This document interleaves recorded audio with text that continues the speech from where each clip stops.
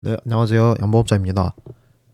오늘은 좀 간단하게 영상을 찍으려고 하는데, 일단 제가 반도체 ETF를 301자리, 이 자리에서 언급을 드리고 지금 폭등이 나오고 있는 상태거든요. 지금 계속 뽑고 있죠. 한 6% 정도 반도체 ETF 기준으로 뽑고 있고, 제가 반도체 중에서 제일 좋게 봤던 게 마이크론이죠. 그리고 마이크론 같은 경우에는 지금 저점 대비해서 10% 정도 올라가고 있고, 시외 기준으로 한 13%, 14% 오르고 있는 상태입니다.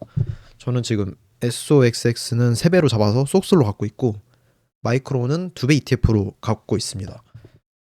그래서 일단 매도 기준에 대해서 말씀을 드리려고 하는데, 일단 SOXX 얘 같은 경우에는 보통 이 흰색 선을 뚫으면 최소 10%는 일단 오릅니다. 딱 보면 단기적으로 16% 쐈죠. 그리고 이때도 단기적으로 16% 쏘고 죽고 16% 쏘고 죽은 다음에 딱 최고점 기준으로 보면 한 24%두 개를 표시할게요. 16이랑 얘는 24. 숫자를 좀 잘 기억을 하시기 바랍니다. 이게 다 경향성이기 때문에. 얘는 10% 쏘고 죽었다가 최종적으로는 13% 올랐죠. 10%, 13%. 그리고 이때 같은 경우 2023년 11월 같은 경우에는 이때 기준으로 볼게요. 단기적으로 13% 오르고 죽었고, 또 다른 기준으로 보면 21% 오르고 죽었고, 그 다른 기준으로 보면 39% 오르고 죽었고. 사실 그래서 단기적으로 보면 일단 한 10%는 뽑고요. 이때 같은 경우에도 10%는 뽑아요. 단기적으로 12% 뽑고 죽은 다음에 16% 뽑고 죽고, 그다음에 19% 뽑고 죽고, 이런 식으로 가거든요. 그래서 단기적으로는 일단 10% 이상은 오를 룸이 있다라고 보면 될 것 같습니다. 근데 이거의 전제는 이 흰색 지표를 일봉 종가로 뚫었을 때 기준이겠죠. 그래서 지금 시외 기준으로 위에 있긴 한데, 지금 보시면 이 추세선 저항 자리랑 겹치거든요. 그래서 이 저항을 어떻게 이겨내는지를 보는 게 관건입니다. 만약에 일봉 마감이 이 흰색 추세선 위, 여기서 밑꼬리 달고 밑으로 안 가고 이 흰색 추세선 위에서 마감을 계속 잘 해준다. 그러면 단기적으로 이 뚫은 지점부터 10% 정도는 최소 오를 자리가 남아 있다라고 보시면 되고, 10% 오르는 자리는 대략적으로 가격이 대략 한 345불 정도 되고요. 사실 10%는 최소 목표치지, 뭐 15% 올라가는 경우도 있고 16%, 뭐 20% 올라가는 경우도 있어서 그냥 10%는 최소 목표치라고 보면 될 것 같습니다. 그리고 패턴 목표치를 좀 따져보면 이게 어떻게 보면 수렴, 삼각 수렴이든 쌍바닥이든 수렴을 위로 올린 패턴이잖아요. 이거를 돌파 자리에, 돌파는 언제 할지 모르지만 돌파 자리에 이렇게 찍어보면 0.5 자리가 350불, 그리고 0.1 자리가 380불이 나옵니다. 이렇게 되면 아까 345불이랑 350불이랑 겹치죠. 그러면 저점 대비해서 추세지표 돌파하고 한 11% 오르는 자리, 여기서도 충분히 조정장이 살짝의 조정 캔들이 날 확률이 높고요. 그리고 390불, 380불 같은 경우는 마찬가지로 22%이기 때문에 마찬가지로 과거 상승률 프랙탈에 의해서 프랙탈이랑 또 겹치기 때문에 조정이 나올 가능성이 높은 자리입니다. 우선 속스 같은 경우에는 이 정도 보시면 되고, 결국 중요한 거는 일봉 종가 마감이 오늘은 가장 중요합니다. 이 추세선 저항을 막긴 하겠지만 막 윗꼬리 달고 아래로 마감만 안 해주면 괜찮은 상태라고 보고 있고요.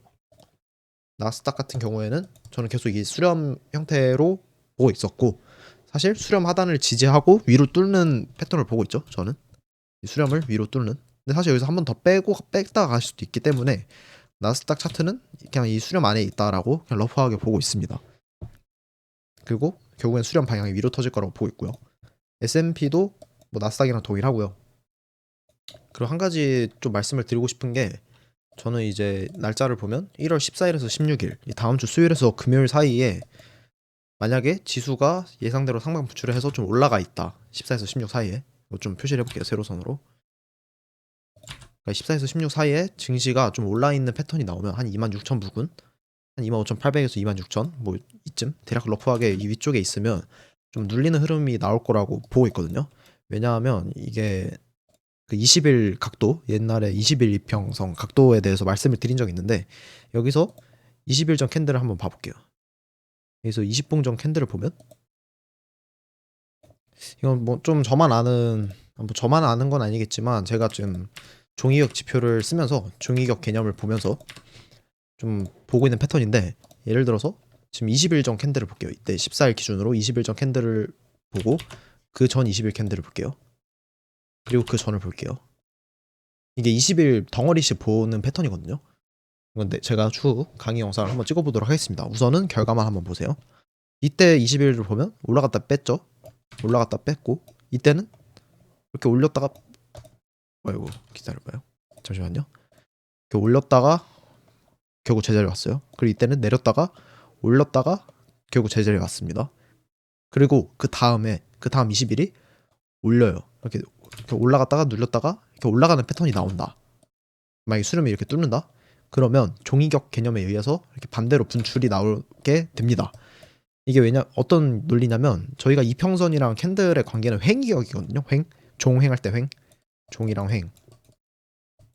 근데 이 종이격과의 이격은 종이격입니다. 종이격.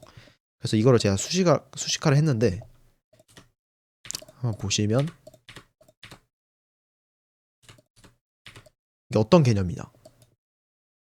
이게 이 선을 캔들이 빨간 선 위로 올라가면 일단 다 지울게요. 캔들이 빨간 선 위로 올라가면 21평이 위로 상승을 하게 되고요. 이때 보시면 21평이 상승하는 구간, 여기는 21평이 하락하는 구간. 21평 하락하는 구간, 22평 상승하는 구간입니다. 자, 22평을 같이 켜볼게요. 보시면 빨간색 선이 22평. 두껍게 해볼게요. 21평 상승하는 구간, 22평 하락하는 구간, 그리고 22평 상승하는 구간, 그리고 22평 꺾이는 구간. 이걸 보실 수가 있는데 그러면 캔들이 이 종이격, 이 빨간색 지표가 꺾이는 지점들, 빨간색 지표가 꺾이는 지점과 캔들이 벌어져 있으면 이렇게 가격 조정이 나오게 됩니다. 이런 식으로 이때는 안 벌려져 있거든요.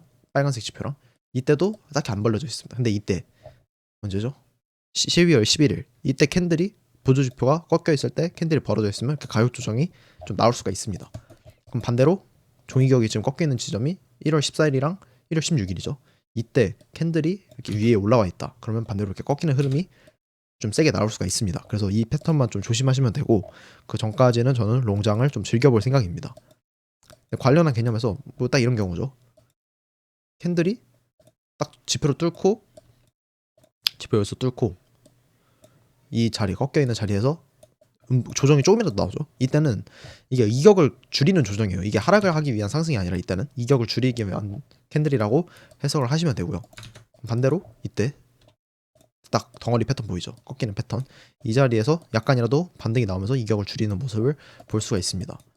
이런 식으로 저는 좀 변곡 자리를 미리 계산을 해두고요. 사실 이때 반대로 1월 14일이랑 16일에 뭐 제가 예상이랑 다르게 이렇게 하락이 나왔어요. 그럼 이때는 사실 변곡 자리를 못 잡아요. 그러니까 안 잡으면 돼요. 그냥 이때 만약에 올랐을 때 나는 조심을 하겠다. 추격로 안 잡겠다라는 이제 미리 계획을 세워둘 수가 있는 겁니다. 근데 이걸 이해하는 분들이 많지는 않을 것 같아서 일단은 결과만 받아들이시고 제가 추후에 분석할 수 있는 영상을 또 따로 찍어보도록 하겠습니다. 우선은 나스닥 다음 주 수요일부터 금요일 사이 조심하겠다는 것만 좀 아시면 되고요. 오늘 영상은 짧게 여기서 마무리하도록 하겠습니다. 감사합니다.